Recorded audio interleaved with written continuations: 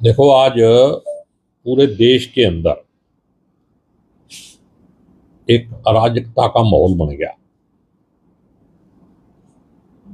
आज वोट चोरी का जो प्रूफ राहुल जी ने 7 तारीख को दिया था और लाइव दिखाया, कोई छुपाया नहीं कुछ, और सारा रिकॉर्ड इलेक्शन कमीशन का है, कोई कहीं से कोई फैब्रिकेटेड नहीं है।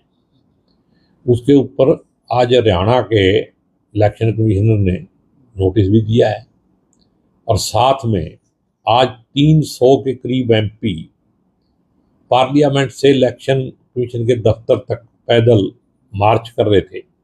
लोकतांत्रिक अधिकार है उनका, और उनको बाहर जाते ही रोकना शुरू कर दिया पुलिस ने। और अभी अभी ये खबरें आ रही हैं कि उनको अरेस्ट कर लिया, सभी जितने भी एमपी थे, सभी लीडरों। ये बहुत ही निंदनीय है, और ये लोकतंत्र को खत्म करने का, संविधान को खत्म करने का एक तरीका है। लड़ाई इलेक्शन कमीशन से चल रही है, और इलेक्शन कमीशन का प्रवक्ता भी और कार्रवाई बीजेपी की सरकार कर रही है।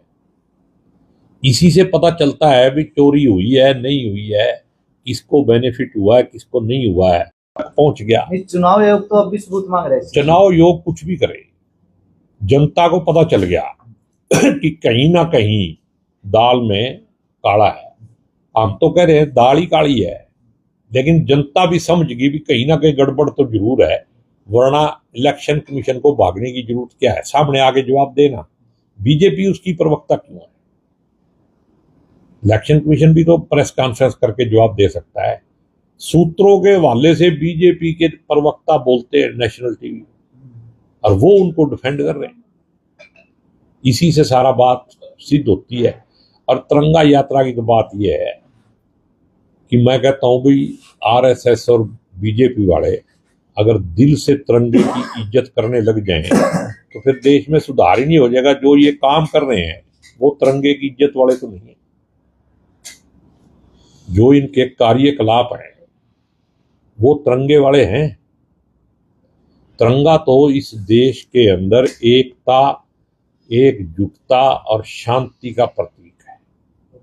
और बीजेपी वालों का जो कार्यकलाप है वो नफरत फैला के भाईचारा बिगाड़ने का, समाज को तोड़ने का, देश से लोकतंत्र खत्म करने का। तो ये बीजेपी कभी कामयाब नहीं होगी, मेरा दावा है। मैं पहले भी हमेशा कहता हूं कि ये ऋषि मुनियों का, संतों महात्माओं का देश है।